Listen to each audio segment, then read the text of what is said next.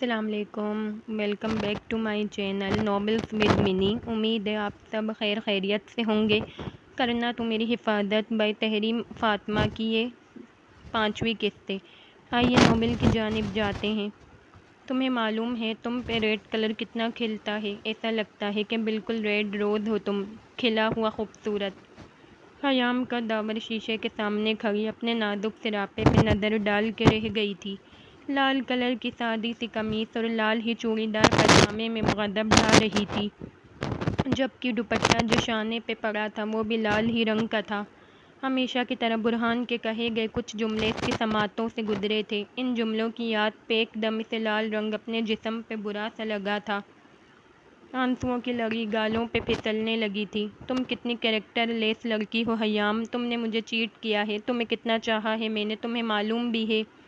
لگائے گئے اپنے اوپر گھٹیا الزامات اس کے کانوں میں گونجے تھے۔ شادی کا جوڑا لال ہی ہوگا تمہارا، تاکہ جب میں تمہیں اپنے کمرے میں دیکھوں تو میں بھوت رہ جاؤں۔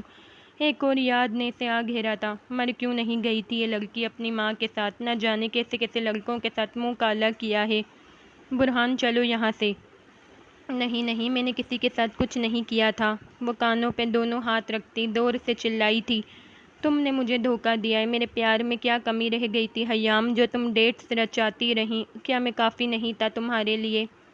مر جاؤ خیام، تم ہمارے گھر کو بدنام کر کے رکھ دیا۔ باری باری سب کی آوازیں اس کے ارد گرد سنائی دے رہی تھیں۔ روتی ہوئی، خود سے چلاتی ہوئی وہ کمرے میں نظریں دوڑانے لگی تھی۔ لال دوپٹہ اس نے اپنے بدن پہ سے اتار پھینکا تھا۔ اسے اس رنگ سے ہی گھن آئی تھی۔ ٹیبل پہ رکھی فروٹ باکس میں چھری پہ اس کی نظر گئی تھی۔ لپک کے وہ اس کی طرف گئی تھی۔ چھری کو پکڑ لینے کے بعد اسے اپنی مخملی کلائی پہ نظر ڈالی تھی اور نفس پہ رکھی تھی، لیکن اس سے وہ تیز دھار چھری چل بھی نہ سکی تھی۔ کیسے برداشت کرتی وہ یہ درد؟ غصے اور وحشت کے عالم میں اس نے چھری دور پھینکی تھی۔ ابھی ایسا لگا تھا کہ اس پہ کچھ سوار ہو گیا ہے۔ کبڈ کھنگالنے کے بعد اسے پھر بھی کچھ اپنے سکون کے لیے نہ ملا تھا، لیکن پھر آخری خانے کی دراز میں اس کی نظر گئی تھی جہاں پسٹل رکھی تھی۔ پسٹل کو اس نے اٹھانا چاہا تھا، لیکن اس کے کپکپاتے ہاتھ رک گئے تھے۔ چیختی ہوئی وہ رونے لگی تھی۔ اس سے یہ بھی نہ ہو رہا تھا، کچھ بھی تو اس سے نہ ہو رہا تھا۔ تھک ہار کے وہ بیڈ کی طرف گئی تھی اور کونے پہ بیٹھی تھی۔ دامن وہ چہرہ ہاتھوں میں چھپا کے رونے لگی تھی۔ فون اس کے پاس نہ تھا، اگر ہوتا تو شاید وہ اس کو کال کر لیتی۔ سائڈ ٹیبل کی دراز کھولنے کے بعد اسے دوائیوں کا باکس ملا تھا۔ سیکنڈ کے 1000ویں حصے میں اس نے وہ باکس تھاما تھا اور دوائیاں تلاش کرنے لگی تھی۔ اس کا دماغ پھٹنے کو تھا۔ ذرا دیر میں ہی اس کی حالت بری ہو گئی تھی۔ اس کا جسم کپکپا رہا تھا۔ اپنی مطلوبہ دوائی نکالنے کے بعد اس نے گہری سانس لی تھی۔ میرے پاس آؤ، میرے پاس آؤ، میرے پاس آؤ۔ دام باکس واپس رکھ کے اس نے سرعت سے ایک چٹ لکھی تھی اور سائڈ ٹیبل پہ رکھ دی تھی اور اس کے اوپر اسٹون رکھ دیا تھا۔ ٹیبلٹ کی برنی کھول کے پتہ نہیں کتنی گولیاں وہ پانی کی مدد سے نگل چکی تھی اور بیڈ کے گراؤنڈ سے ٹیک لگا کے اپنی قسمت پہ رونے لگی تھی۔ اپنی عام روٹین کے مطابق وہ گھر میں داخل ہوا تھا۔ بیڈ روم کو لاکڈ کرنے کے بعد پہلی نظر اس کی ہمیشہ بیڈ پہ جاتی تھی، جہاں وہ مزے سے سونے کا فعل انجام دے رہی ہوتی تھیں۔ کتنا اچھا ہوتا نا کہ آج بھی میں آتا اور تم میرا انتظار کر رہی ہوتی۔ دروازے سے ٹیک لگائے وہ محو نیند خیام پہ نظر ڈالتا سوچ رہا تھا۔ سوچ کو جھٹک کر وہ آگے بڑھا تھا۔ براؤن لیدر کی جیکٹ جو وہ ہمیشہ پہن کے رکھتا تھا، اسے اتار کے ہینگ کر کے الماری میں رکھی تھی۔ بلیک ٹی شرٹ کو اتار کے صوفے پہ ڈالا تھا۔ گھڑی موبائل لے کے اپنی جانب کی بیڈ کی سائڈ ٹیبل پہ رکھا تھا۔ ماننا پڑے گا بہت سوتی ہو تم، صبح دن اور رات بھی۔ انجانے میں وہ بار بار اسے ہی سوچ رہا تھا۔ باتھ روم سے 20 منٹ بعد وہ باہر آیا تھا۔ ٹراؤزر اور وائٹ ٹی شرٹ میں وہ اس وقت بھی فل فریش لگ رہا تھا۔ ذرا سی بھی دن بھر کی تھکن اس کے چہرے پہ نہ تھی۔ بیڈ پہ لیٹتے سے یاد آیا تھا کہ وہ کل رات کتنا لیٹ سوئے تھے اور اب تو صرف 12 ہی بجے تھے۔ خیام اس کی طرف پشت کیے سوئے ہوئے تھی۔ وہ سیدھا لیٹا چھت کو گھور رہا تھا۔ جب چھت کو گھورتے ہوئے وہ تھک گیا تو اس نے خیام کی طرف کروٹ لینا چاہی تھی، لیکن جیسے ہی اس نے کروٹ لینے کے لیے رخ بدلا تھا تب اسے اپنی کمر کے نیچے کچھ چبھتا ہوا محسوس ہوا تھا۔ وہ فوراً اٹھ بیٹھا تھا۔ اٹھنے پہ اس نے اپنے نیچے کچھ ڈھونڈا تھا تو اسے سلیپنگ پلز کی شیشی ملی تھی۔ یہ یہاں کیسے آئی؟ وہ کھلی شیشی کو دیکھ کے حیرت سے پاگل ہوا تھا، لیکن پھر ذرا سے اس نے قریب قریب بیڈ پہ دیکھا تھا تو ادھر ادھر کچھ گولیاں بکھری پڑی تھیں، کچھ حیام کے وجود کے نیچے تھیں۔ اس کی زبان اٹکی تھی۔ حیام! جھٹکے سے اس نے اس کا کندھا پکڑ کے رخ اپنی جانب موڑا تھا۔ اس نے نظر حیام کے چہرے پہ ڈالی تھی جو بالکل زرد پڑا تھا۔ حیام! اس نے اس کا چہرہ تھپ تھپایا تھا، لیکن وہ ٹس سے مس نہ ہوئی تھی، بالکل بے سدھ پڑی تھی۔ جلدی سے اس کی کلائی تھامی تھی اور نبض چیک کی تھی جو بالکل ہی مدھم تھی۔ ابے یہ کیا کیا؟ وہ جلدی سے الٹے پیروں بیڈ سے اترا تھا اور تیزی سے قیمتی چیزیں اٹھائی تھیں۔ چیزیں رکھنے کے بعد اس نے حیام کو گود میں لیا تھا اور بھاگنے کی شکل میں حیام کو لے کر گیا تھا۔ آدھے گھنٹے کا راستہ اس نے 17 منٹ میں پر کیا تھا۔ سرحد سے وہ اسے لے کر ہاسپٹل کے اندر آیا تھا۔ ایمرجنسی کی صورت میں اسے پرائیویٹ روم لے کر گیا تھا۔ اپنے کارڈ کی بنا پہ اس نے یہ کام لمحوں میں کرایا تھا۔ روم کی ونڈو سے وہ اسے دیکھ رہا تھا۔ بے جان سی وہ بیڈ پہ پڑی تھی جبکہ چہرے پہ آکسیجن ماسک تھا۔ سانس نہ آنے کی صورت میں یہ سب کیا گیا تھا۔ ذرا سی دیر میں ہی وہ فکر مندی سے آدھا ہو گیا تھا۔ 1 منٹ بھی وہ نہ بیٹھا تھا۔ کتنی دیر سے وہ یہیں اسٹل کھڑا اس کے وجود کو دیکھ رہا تھا۔ اس کے پاس دارم بھی نہ تھا جو ہر وقت ہر پوزیشن میں اس کو تسلی دیتا تھا، لیکن ابھی وہ اسے بہت مس کر رہا تھا۔ تبھی ڈاکٹر روم سے باہر آیا تھا۔ شی از فائن، وہ اس کے قریب آ کر بولے تھے۔ ٹھیک، بٹ کوئی سائیڈ ایفیکٹ ڈاکٹر؟ وہ بر وقت بولا تھا۔ یا side effect like diarrhoea, constipation, heartburn, anaemia extra, یہ سب ہوتا اگر زیادہ مقدار لیتی، بٹ 1-2 سے زیادہ ویکنیس ہوگی، but you should to take care of her properly. Best of luck. وہ اس کے کندھے پہ ہاتھ رکھ کے آگے بڑھ گئے تھے اور وہ روم میں گیا تھا۔ وہ اب تک سو رہی تھی۔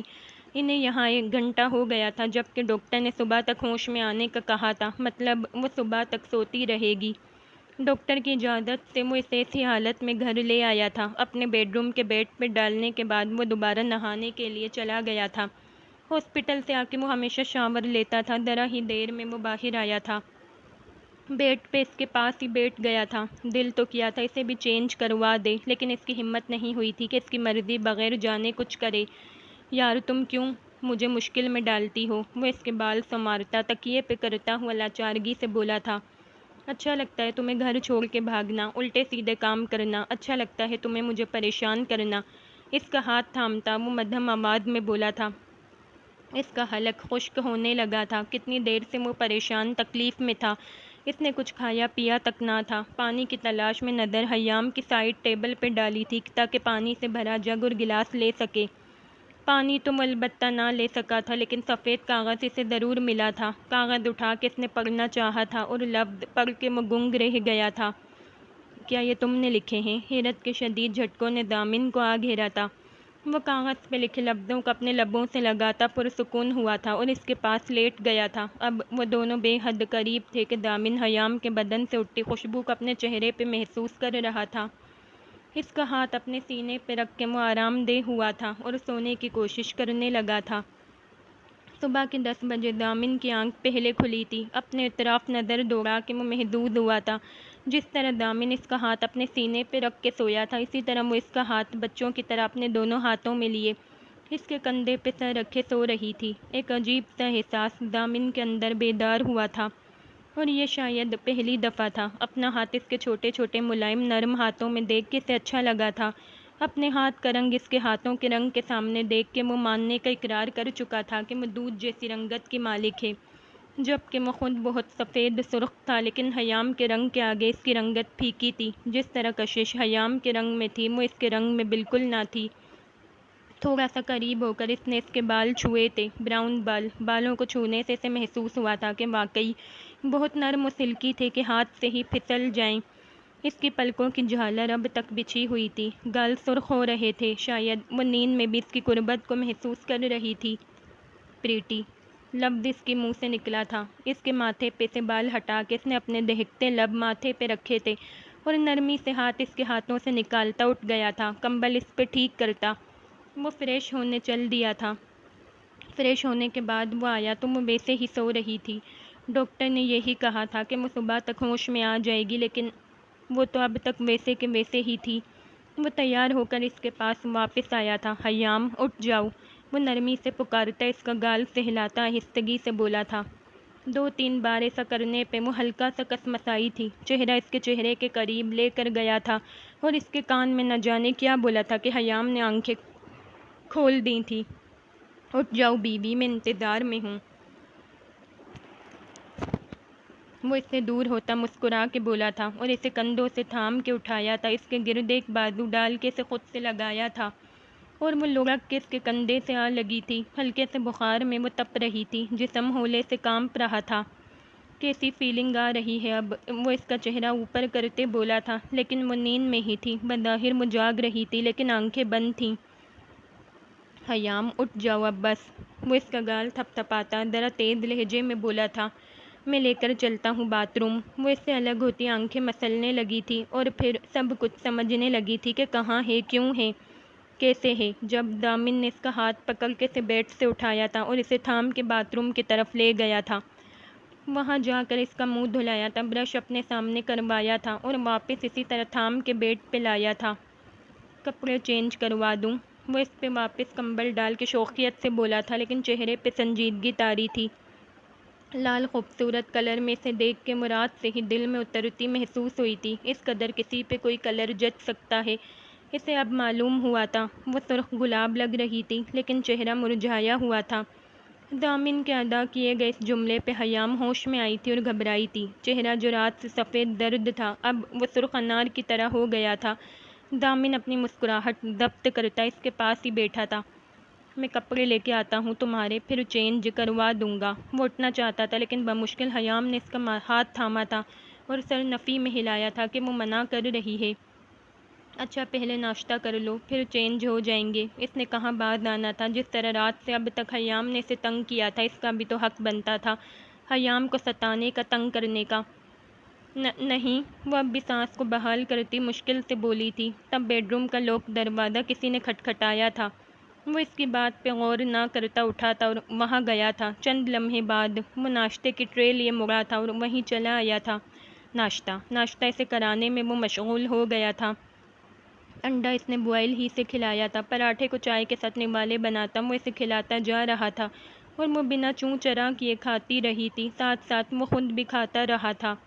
ناشتے کے بعد اسٹرابیری سے بنے جوس کے گلاس کو اسے تھمایا تھا۔ یہ نہیں پیوں گی۔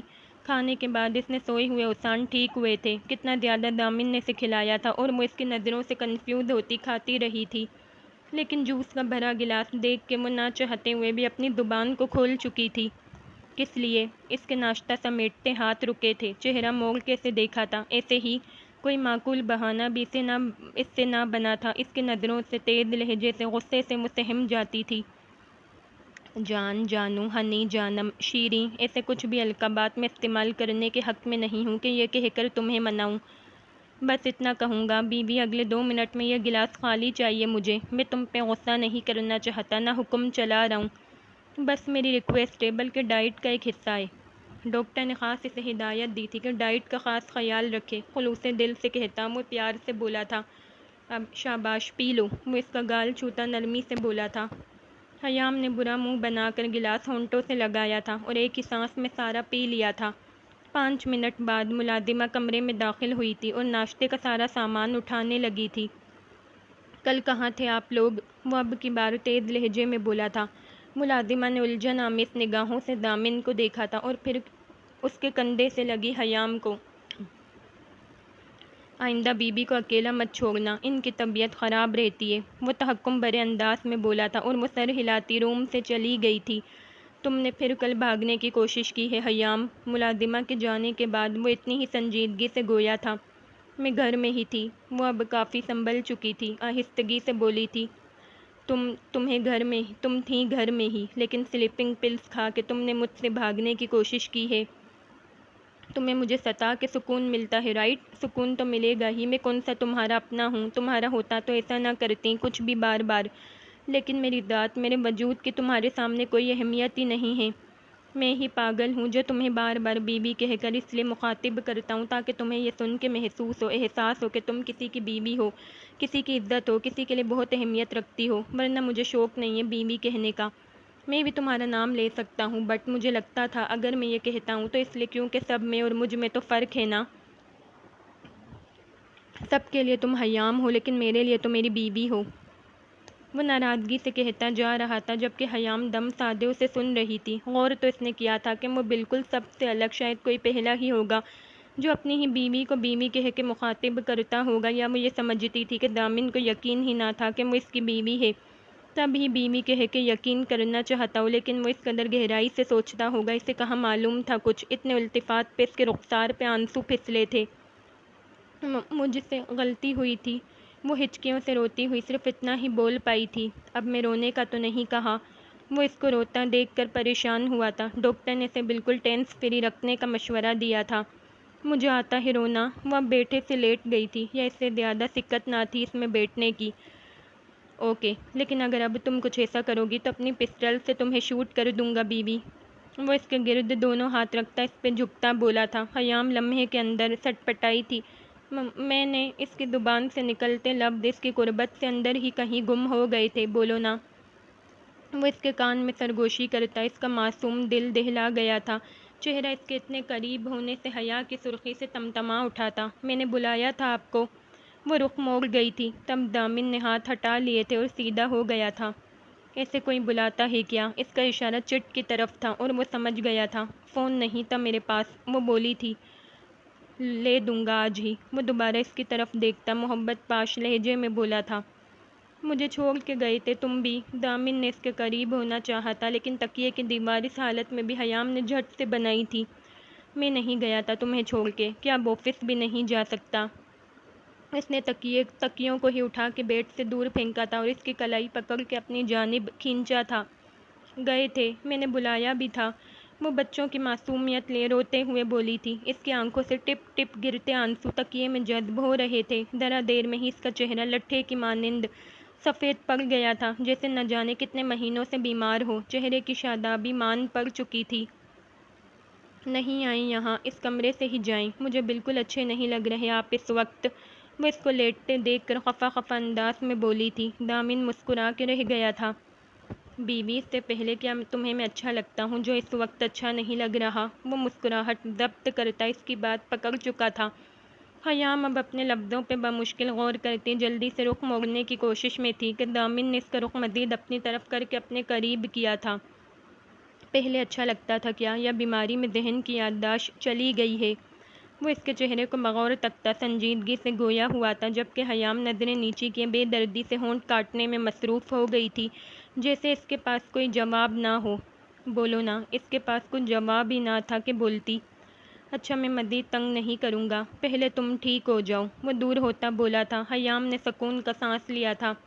اچھا، میں ملازمہ کو تمہارے پاس بھیج رہا ہوں، تب تک میں کچھ کام نپٹا کر آتا ہوں، آفس جانا ہے۔ وہ کپڑے صحیح کرتا اٹھا تھا۔ اچھا۔ اس کا موڈ ذرا بحال ہوا تھا، لیکن دامن کے جانے کا سن کر اس کا دل ڈوب گیا تھا۔ جیسی کنڈیشن میں وہ تھی، اس کا دل کرتا تھا کوئی اس کا دل بہلائے، بہت سی باتیں کرے، لیکن روزانہ ہی وہ اکیلے کمرے میں بند ہوتی تھی۔ لیکن دامن کو روک بھی نہ سکتی تھی، کہیں نہ کہیں اس کی موجودگی سے وہ ڈرتی تھی، سہمتی تھی، گھبراتی تھی۔ جلدی آ جاؤں گا، جھک کے اس کے ماتھے کو چوما تھا تو حیام نے آنکھیں بند کر لی تھیں۔ اپنا موبائل دے کر جائیں، حیام کے منہ سے پھسلا تھا۔ کیوں؟ وہ چونکا تھا۔ کیا تم میرے موبائل کی چیکنگ کرو گی؟ وہ سوال کر گیا تھا کیونکہ وہ حیران تھا۔ گیم کھیلوں گی؟ وہ کمبل منہ پہ ڈالتی بولی تھی، شاید مسکرائی تھی۔ واٹ؟ اسے پھر حیرت ہوئی تھی۔ Are you serious? اتنی بڑی ہو کر گیم کھیلنا ہی تمہارا کام رہ گیا ہے؟ دامن نے آگے بڑھ کے اس کے منہ سے کمبل ہٹایا تھا، لیکن اس کا منہ فوراً بن چکا تھا۔ اچھا لے لو، کسی کی کال اٹینڈ نہیں کرنا، بٹ نہ کسی ایپ میں گھسنا۔ وہ موبائل جیب سے نکالتا اسے ہدایت دیتا بولا تھا۔ پہلی دفعہ فرمائش کی تھی، پوری تو کرنی تھی۔ وہ سر اس بات میں ہلا کے رہ گئی تھی۔ ملازمہ کے ساتھ جانا باتھ روم اوکے، اور کپڑے بھی چینج کر لینا اس کی مدد سے۔ وہ اپنی جیکٹ پہنتا شیشے کے سامنے کھڑا بولا تھا۔ وہ پھر سر اس بات میں ہلا کے رہ گئی تھی۔ آفس کے بعد وہ شاپنگ مال آیا تھا۔ اس کے لیے لیٹسٹ ایپل کا آئی فون اس نے لیا تھا۔ اس کے پاس خود تو زیادہ ایکسپینسو موبائل نہ تھا، لیکن اس کے موبائل پہ دامن نے بھاری بھرکم رقم سیلس مین کو دی تھی۔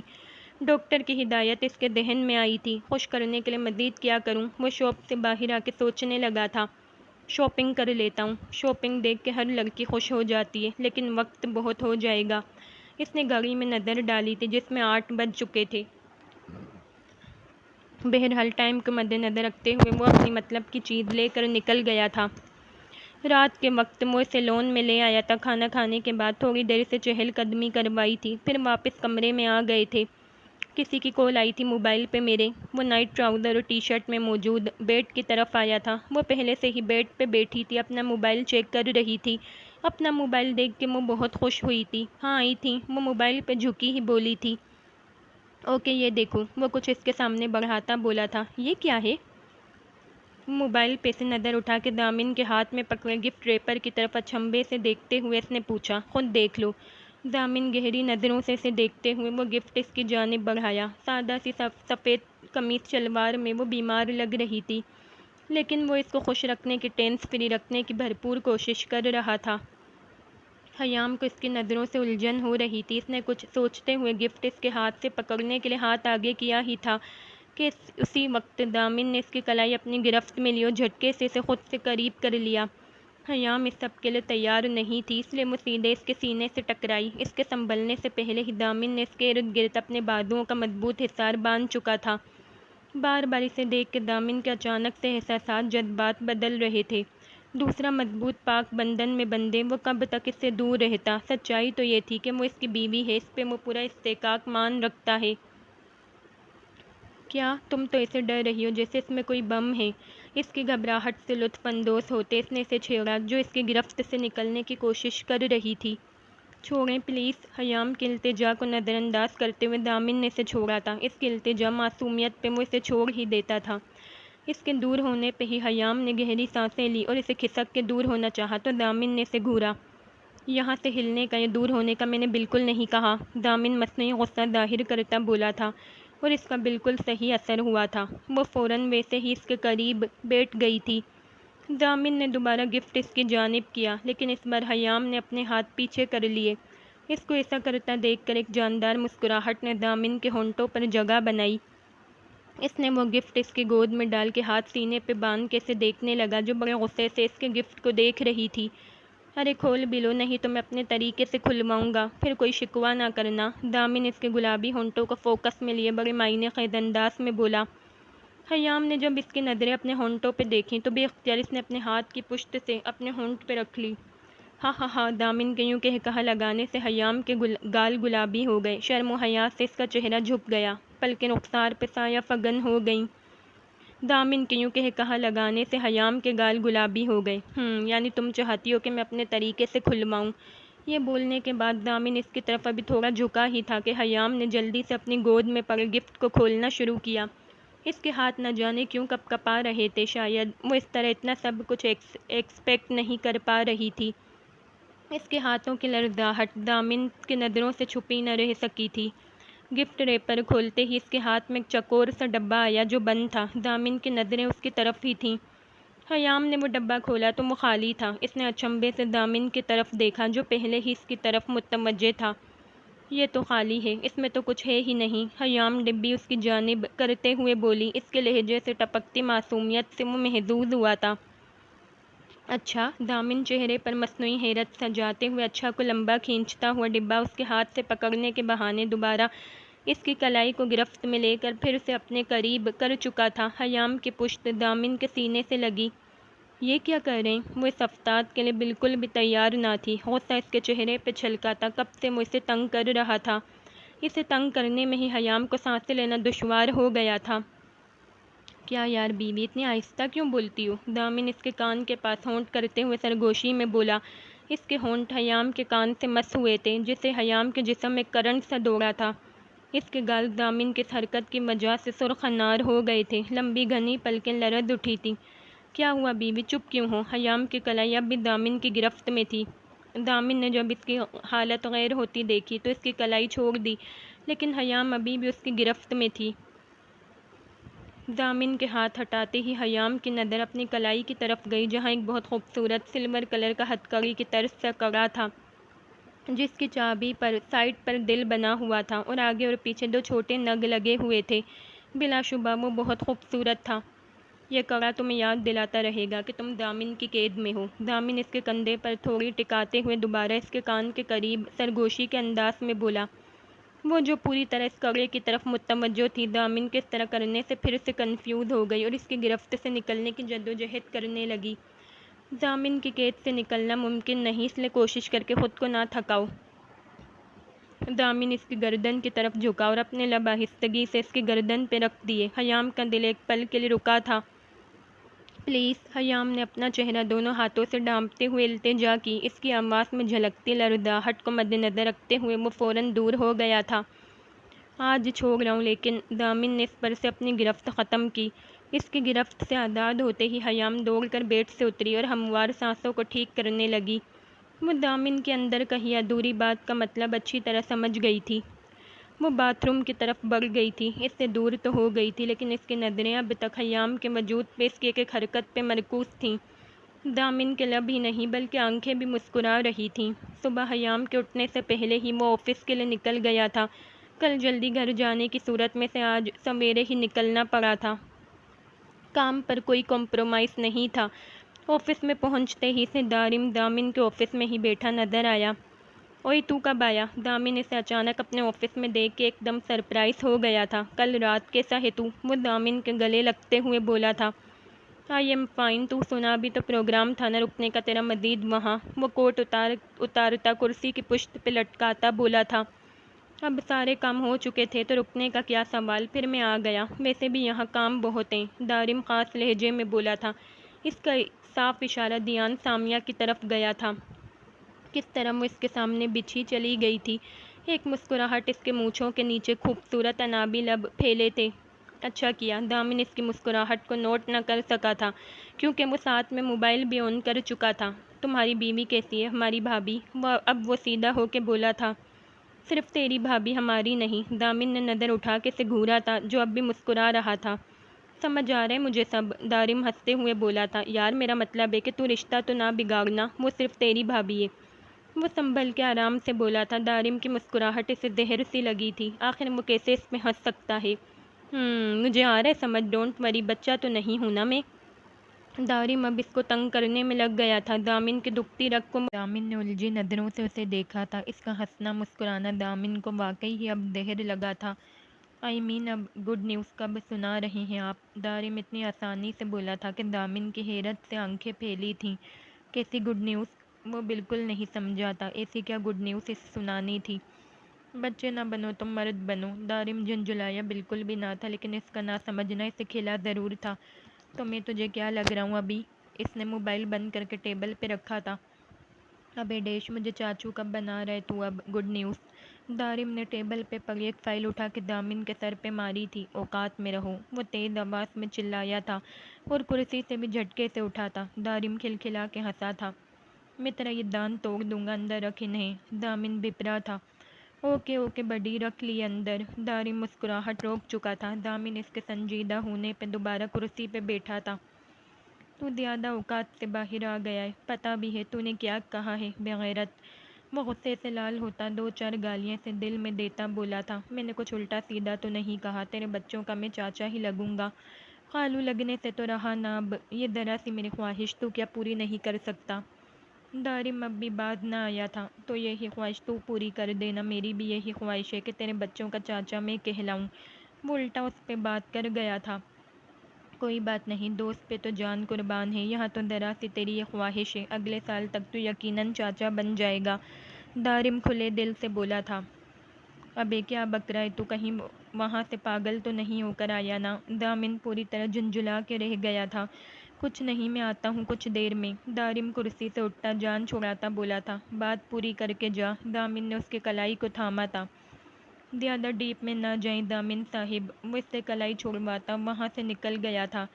سردی زیادہ لگ گئی ہے منوس کو، دامن منہ ہی منہ میں بڑبڑایا تھا۔ بیٹا کب تک ایسے رہو گے؟ میں تو ترس گئی ہوں تمہاری ہنسی دیکھنے کو۔ آرزو بیگم برہان کے کمرے میں بیڈ پہ بیٹھی لاچار سی بولی تھی۔ وہ ابھی آفس سے آیا تھا، تب ہی وہ اس کے کمرے میں تھی۔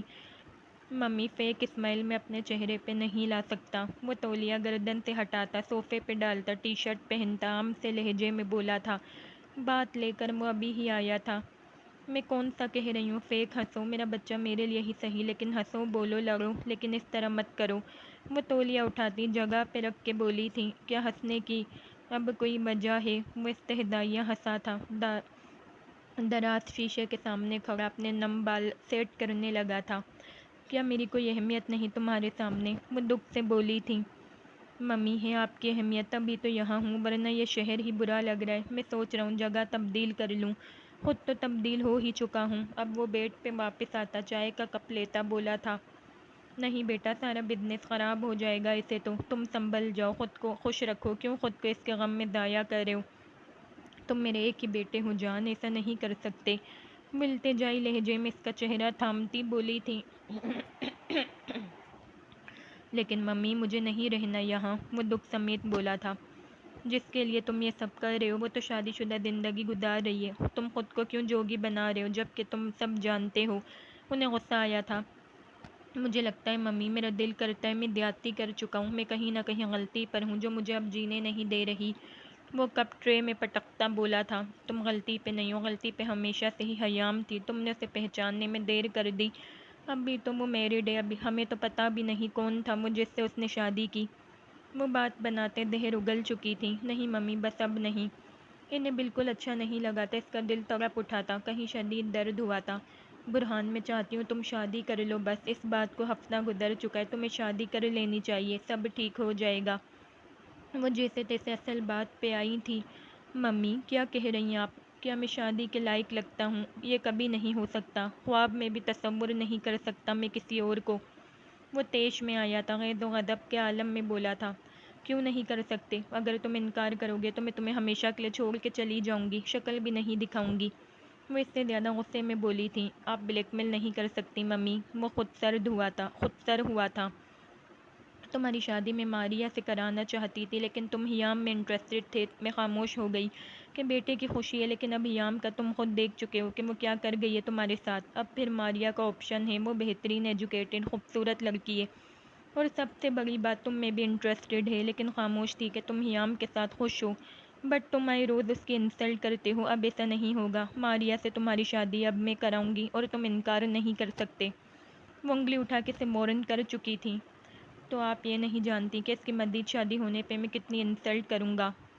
وہ درشت لہجے میں بولا تھا، یہ مسئلہ تم دونوں کا آپس کا ہوگا، مزید کوئی بحث نہیں ہوگی۔ وہ کہہ کر غصے سے روم سے چلی گئی تھی، جبکہ برہان کو سمجھ نہ آیا تھا کہ وہ کس طرح یہ سب کرے گا۔ انکل آخر کیا بات ہے، آپ ینگ پہ ینگ ہوتے جا رہے ہیں، سب ٹھیک ہے نا؟ وہ عدیل ہمدانی کے آفس میں بڑی شان سے بیٹھی مسکراہٹ سرخ لبوں پہ سجائے بولی تھی، شاید میں ینگ ہی رہنے کے لیے آیا ہوں۔ وہ فائل پہ جھکے بولے تھے، لہجے میں ان کی شرارت تھی۔ ناٹ فیئر انکل، آپ ضامن کے بڑے بھائی ہی لگنے لگیں گے اس طرح تو۔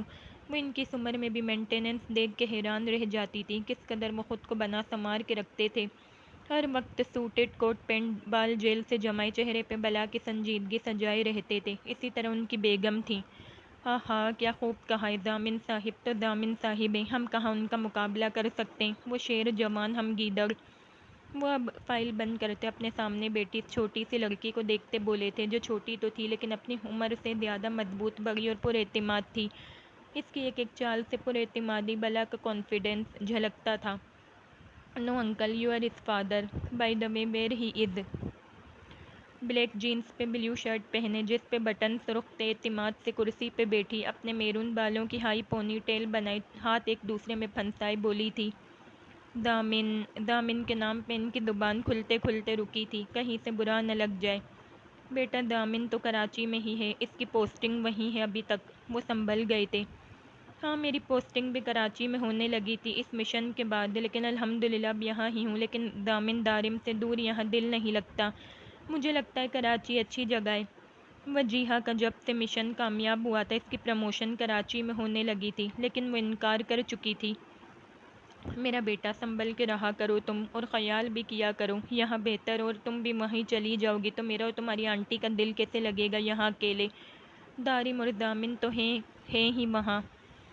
وہ اس کو بارہا سمجھانا چاہتے تھے، باقی فیصلہ تو اس کا اپنا ہی ہونا تھا، جہاں بلاوا وہاں وجیہہ۔ وہ کندھے جھٹکتی مسکرائی تھی، بہرحال جب تک آج کل میں فارغ ہوں میں آپ کے ساتھ آفس سنبھالوں گی۔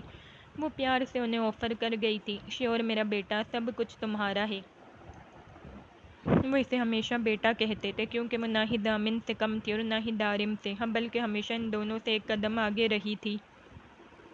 رات کے کھانے کے بعد وہ کمرے میں آیا تھا۔ ملازم نے اسے کھانا پیش کیا تھا جبکہ حیام بیڈ روم میں ہی تھی۔ چلتا ہوا ایک نظر حیام پہ ڈال کے جو موبائل ہاتھ میں لیے نہ جانے کیا دیکھ رہی تھی۔ وہ سائڈ ٹیبل پہ آیا تھا، کانچ کا گلاس پانی سے بھر کے بیڈ پہ بیٹھا تھا۔ حیام، وہ آہستہ آواز میں بولا تھا کہ وہ سن بھی نہ سکی تھی۔ حیام، اب وہ ذرا تیز آواز میں بولا تھا کہ حیام کے ہاتھ سے موبائل نیچے گدے پہ گرا تھا۔ ہاں جی، وہ بنا موبائل کی طرف دیکھے سہم کے بولی تھی۔ کیا موبائل پہ لگی رہتی ہو؟ میں نے تمہیں آواز دی تھی، بہرحال یہ پکڑو۔ وہ پانی کا بھرا گلاس اس کی طرف بڑھاتا بولا تھا، چہرہ ہر کسی تاثر سے پاک تھا۔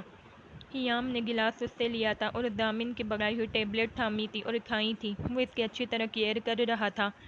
اب سو جاؤ۔ وہ گلاس واپس لیتا تحکم بھرے انداز میں بولا تھا اور خود لیپ ٹاپ اٹھا کے کھول کے بیٹھ گیا تھا۔ حیام اس کے کہنے کے فوراً بعد ہی موبائل واپس رکھتی تکیہ سیٹ کر کے لیٹ گئی تھی۔ اس کا ایک حکم حیام کے لیے کافی ہوتا تھا۔ ذرا دیر میں ہی دامن کا موبائل بجنے لگا تھا۔ موبائل اٹھا کے اس نے اسکرین پہ جگمگاتا نمبر دیکھا تھا اور پھر دوسری نظر حیام پہ ڈالی تھی جو اس کی طرف کروٹ لے کر لیٹی ہوئی تھی۔ حیام، وہ اس کی طرف کھسکتا، اس کے برابر ہو کر اس کے کندھے پہ اپنا ہاتھ رکھتا بولا تھا۔ حیام ایک دم اس کے ہاتھ کا دور کندھے پہ محسوس کر کے جلدی سے اٹھ کے بیٹھی تھی۔ جی، وہ ذرا سا دور ہوئی تھی لیکن وہ پہلے سے ہی بیڈ کے کنارے پہ لیٹی تھی، مزید دور ہوتی تو زمین پہ چلی جاتی۔ یہ تمہاری دوست کی کال ہے، اس کو ریسیو کر کے سو جانا۔ وہ موبائل اس کے ہاتھ میں تھما چکا تھا اور ایک ہاتھ سے اس کے گرد کندھے پہ ہاتھ رکھا تھا۔ وہ اس کے بازو کے حلقے میں آ گئی تھی۔ حیام اس کے گرفت میں گھبرائی تھی۔ کون سی دوست؟ اس کا دماغ اس کی قربت سے معاف ہوا تھا۔ اتنے دن بعد اسے یاد بھی نہ آیا تھا کہ کون، لیکن پھر ذہن میں آیا تھا، کیا یہ سامیہ ہے؟ اس نے نمبر دیکھا تھا اور یس کیا تھا۔ ہیلو، وہ آہستگی سے بولی تھی۔ دامن کے ساتھ لگ کے بیٹھنے میں شاید اس کی آواز اتنی ہی آہستہ نکلنی تھی۔ حیام، حیام یار! نسوانی آواز سن کر سامیہ جلدی سے بولی تھی۔ آواز پہچاننے میں اسے سیکنڈ لگا تھا۔ اسے نہیں معلوم تھا کہ قسمت اس طرح مہربان ہو سکتی ہے۔ سوتے ہوئے اس نے ایسے ہی دامن کا نمبر ڈائل کیا تھا لیکن امید نہ تھی کہ وہ کال اٹھائے گا، لیکن حیام کی آواز پہ اس کی آنکھوں سے آنسو بہہ نکلے تھے۔ آواز میں نمی گھل گئی تھی۔ کیسی ہو؟ کہاں ہو؟ آئی love you, I miss you. وہ ایک ساتھ ہی روتی آواز سے شروع ہو گئی تھی۔ ٹھیک ہوں۔ سامیہ کے برعکس اس کا لہجہ عام تھا۔ خوشی کی لہر اس کے وجود میں نہیں دوڑی تھی، یا اسے لگا ہی نہیں تھا کہ وہ کسی اپنے سے بات کر رہی ہے۔ تم ٹھیک نہیں ہو حیام؟ سامیہ پریشان ہو گئی تھی۔ تم کیسی ہو؟ میں کراچی میں ہوں۔ وہ اس کی بات کا الٹ جواب دے چکی تھی۔ I am fine. تمہیں معلوم بھی ہے تمہارے منحوس شوہر کو میں نے کتنی کالز کی، وہ کالز ہی نہیں اٹھاتا تھا۔ کتنا پریشان تھی کہ نہ جانے تمہیں کہاں لے کر مر گیا ہے، لیکن شکر کہ تمہاری آواز نے میری زندگی کتنی پرکشش بنا دی ہے۔ سامیہ سارا غصہ نکالتی بولی تھی۔ وقت نہیں ملا ہوگا سامیہ؟ وہ دامن پہ چور نظر ڈال کے بولی تھی جس کا دھیان تو لیپ ٹاپ پہ تھا لیکن وہ بخوبی سب سن رہا تھا۔ وہ اس کے قریب ہی بیٹھی تھی تو اسے بآسانی سب سنائی دے رہا تھا۔ کسے وقت نہیں ملا؟ سامیہ کو سمجھ میں نہ آیا تھا۔ انہیں، وہ بہت ہی کم آواز میں بولی تھی کہ دامن سن سکے۔ اس سے بات کرنا دشوار ہو رہا تھا۔ اتنی آہستہ بولو گی تو تمہاری دوست بہری ہو جائے گی، آواز نکالو۔ دامن آنکھیں دکھاتا بولا تھا اور پھر سے اس کے کندھے پہ زور دیا تھا کہ حیام کا سر دامن کے بازو سے لگ گیا تھا۔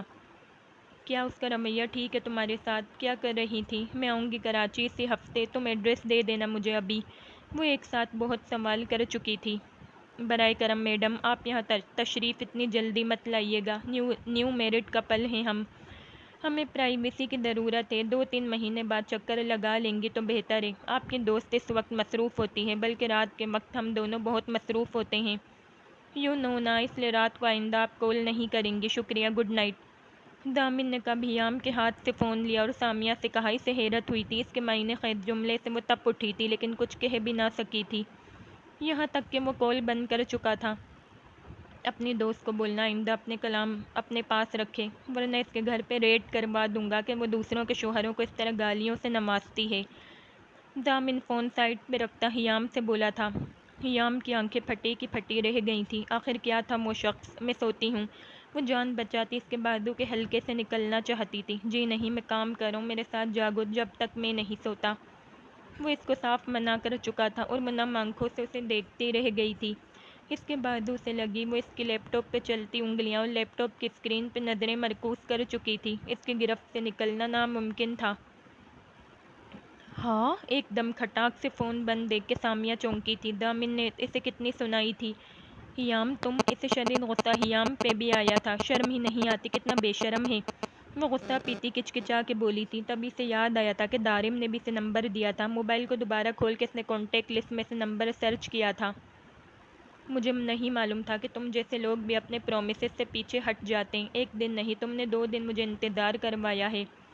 جلدی سے جو سمجھ آیا تھا اس نے ٹائپ کر کے واٹس ایپ کیا تھا۔ ٹائم دیکھ کے وہ موبائل رکھ چکی تھی۔ ویسے بھی رات کافی ہو گئی تھی۔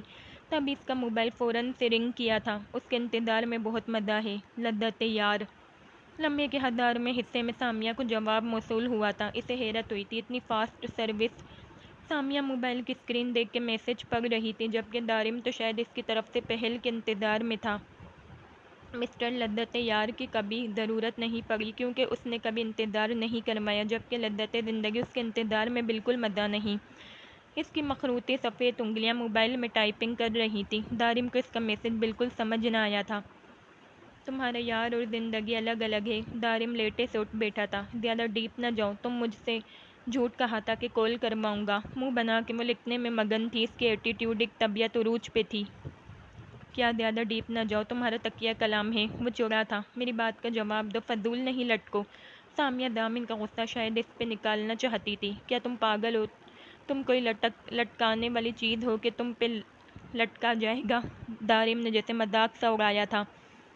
How dare you! سامیہ کا چہرہ ذلت سے سرخ ہوا تھا۔ پہلے دامن، اب یہ۔ تمہیں سخت نیند کی ضرورت ہے، سو جائیں آپ۔ شب بخیر۔ آخری جملہ لکھ کے دارم نے فون بند کیا تھا۔ وہ کیوں پیچھے رہتا؟